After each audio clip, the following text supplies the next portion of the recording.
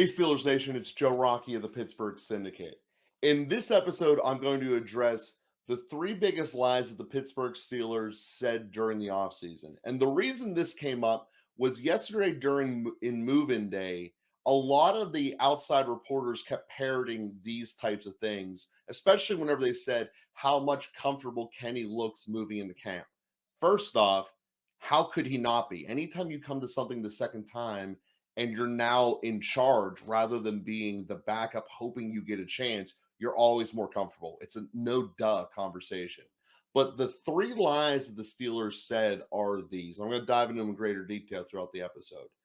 Part one, said by Dale Lawley of Steelers Nation Radio, that the Pittsburgh Steelers did not hold Kenny back schematically. That's a flat out lie. Lie number two, that it was a good thing that the Pittsburgh Steelers had the second most drives of 10 plays or more. That was presented by your coordinator, Matt Canada. And number three, the real reasons or it was a good thing that Matt Canada was retained as displayed by the Steelers Nation coaching staff. Steelers coaching staff. Sorry about that. So I'm going to make a big distinction here. I'm only discussing facts that came from the Steelers themselves, which includes Steelers Nation Radio. So people that are on the radio that are also saying incorrect things, like on the FM station, I'm not giving the time of day to. This is strictly from the Steelers themselves. Part one, they did not hold Kenny Pickett back last year. The Pittsburgh Steelers overall ran the top 10 most amount of plays overall. So when we look at the volume of passes that Kenny had, it's a pretty impressive number. There's no doubt about that. But this is part of how they're holding him back. The times we threw the ball were only 54%. And in a league where the average is north of 60%, by definition, you are not letting Kenny Pickett throw by a virtue of 6 to 7% compared to what you would be if you were just league average. So that is your first starting point about how factually speaking the Steelers were holding Kenny back in terms of passing. But the bigger issue is where were the passes going on the field? Looking strictly at air yards downfield, which is the metric of from the line of scrimmage, how far away is the target downfield? Not necessarily left to right, just straight downfield. Kenny Pickett only averaged 5.5 yards of the receiver being downfield. And I'm going to compare him to Jalen Hurts. And the reason for this is both are 24. Yes, I understand that this was Jalen Hurts' second real season as being a starter, but that's what Kenny's about to enter into. So we can look at that as a growth indicator of what it would be like. Obviously, Philadelphia had one of the best offenses in the league last year, playing a very bad schedule. We're playing a very bad schedule last year, so this shouldn't be out of range. Last year, Hurts threw the ball on average per attempt, and see, this is the other part. It's per attempt, not per completion, of 8.5 yards downfield. And those extra 3 yards of the receivers downfield has a massive ripple effect across the rest of the offense. First, obviously, when the guy catches it, you got an extra 3 yards right off the bat like that. But also, you're pushing the defense back by default, and that allows your running game to take off and grow. Philadelphia's offense has 0 wide receiver screens in it. All they do is slants instead. So instead of the receiver standing at the line of scrimmage, he's 5 yards downfield. That adjustment in of itself could help correct this. But the bigger part of it is once all the defense is back and spread out, that's how you get yards after the catch, which really was a big strength of Philadelphia that went under the radar. So when we look at was Kenny held back? Yes, without a doubt. They didn't let him throw as much as they should have based upon the league norms. And when they did have him throw, it was much tighter and much shorter passes, which overall hurts the entire offense, both the receivers and Najee. Najee because everyone's closer to the line of scrimmage. We talked earlier in the week about how we ran the most time in 8-man boxes. This is part of that. This is how you solve that problem. And you get much more yards after the catch if people are backed up and it just literally takes longer for a safety to get to you. That's how you make yardage downfield. So therefore, The Steelers holding Kenny Pickett back last year really did detriment the team in a big way. The second thing that we want to talk about that Matt Canada keeps presenting himself is how the Pittsburgh Steelers had the second most drives of 10 plays or more, and how that's a good thing. It's not. Partially, we just outlined why we had so many plays, so many drives of 10 plays or more. We weren't pushing the ball downfield, which is the major problem of this offense overall. Averaging less than 5 yards per play in the NFL is abysmal. Just absolutely abysmal. As I covered in an episode over the weekend, we were 27th in the league. And relishing in the fact that you're not explosive by your own making is not a good thing, Canada. I don't get why people are trying to sell this as this. The Steelers, to be successful, need to be explosive. And there is no reason that this passing game cannot be. Even with last year's receiving core, there is no reason you cannot have explosiveness from them. When we look at this year's roster, there is the possibility of big plays all over the field. Pickens catches more balls statistically thrown at him than he should by 10%. Since this metric started being kept roughly around the year 2000, only 5 receivers have ever had a mark that high.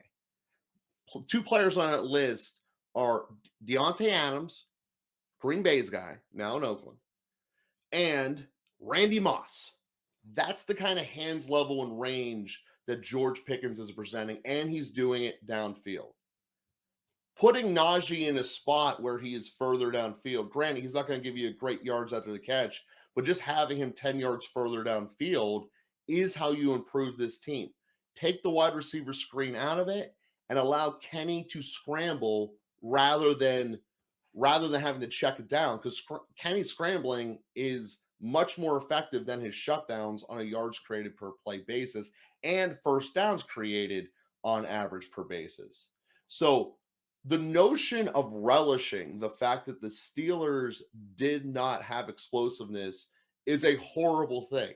Now, you can make the argument, well, then why is Kansas City number one and this is a good thing? Well, there's a giant difference. Kansas City was doing it to run the ball out in their victories. There are only 3 of our wins last year that ended in a quarterback taking a knee. And only one other game additionally to that where we ran the ball out and got the first down. That was Connor Hayward did an end around, ran around the edge, got the first down. So it was a night and day situation. Kansas City chose to do 10 plays per drive to end the clock and win the game. We did it out of ineptitude. And that, coming from the guy who's supposed to be leading the team, should know the difference. And that is a starting point with Canada that is just beyond frustrating to think that that's a good policy. Granted, I'm going to give you a little flashback. I used to get all upset whenever Bruce Arians cared more about the yardage his players were getting when he had the year of 3,000-yard receivers and the 1,000-yard running back, but we didn't do anything in the playoffs. Wins matter most, but if you don't have any yardage, you have no chance at a win. So that's a fun fact. But let's get into the other issue here, the final lie that the Steelers are saying. Retaining Matt Canada as an offensive coordinator was a good thing. No, there's no way around this because of the individual of who it was. The concept of keeping an offensive coordinator in general to help develop a young quarterback is fine if that guy has developed quarterbacks in the past, such as a Bruce Arians. Matt Canada, in all of his time in college, has never developed a pro-quality player, let alone a quarterback. There is actually negative evidence to show that he is capable of doing this, meaning that he's more likely to hurt Kenny. Some of the facts that I just outlined earlier, I think, illustrate that as well. But the real reason, and there's 2 of them, that Matt Canada is still on this roster, first and foremost, it's cheaper to keep Matt Canada than to pay his severance and hire a real offensive coordinator. But the bigger issue is this has become a destination where you end your career as an offensive coordinator.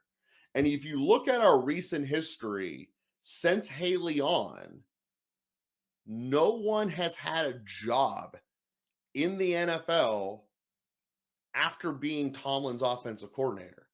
Tomlin needs to change that, and he needs it to be done with this one. So the absolute best thing that can happen is we have an improved year, make the playoffs, and Canada goes to somewhere like Michigan State or some mid-tier college program and looks like it was an improvement launching board situation. Because if you look at the possibilities of the next offensive coordinator already being on the staff, which we know is the Tomlin way, have the guy already on your staff. The front runner right now is a double failed offensive coordinator in the NFL whose average offensive production in terms of points is 26 across his 6 years in the NFL. And he was at the Giants right after Eli won the Super Bowl, and he was at Tampa when they were in the middle of being horrible. So, do you really want that to be your continued trajectory of offensive coordinators? To me, when we look at it outlined, that's the real reason Canada's here. Tomlin's not an idiot. He can see the quality of person who wants to work for him as a coordinator declining. The opposite is happening on the defensive side of the ball, by the way. Everyone wants to come here to be a defensive coach because your career skyrockets. Not so much as the offensive coordinator. And if that's your long-term trend, it is the best case scenario to have the team progress and then Canada move on to better pastures, or at least have it very clear that he could have. So overall, I think it's a very big conundrum because I think that this defense could be a top 5 unit in the NFL and we won't really need all that much to win.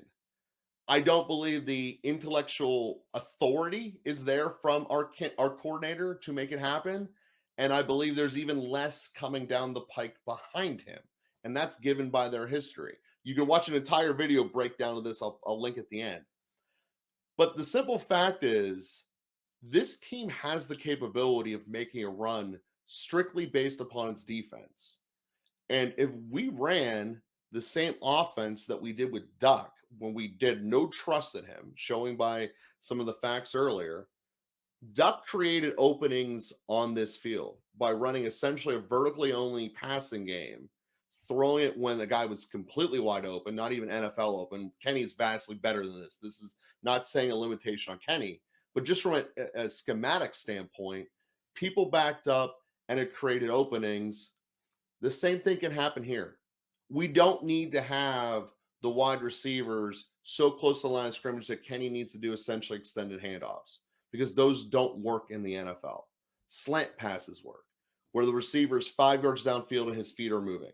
And that is one of the most important things to look for this season offensively.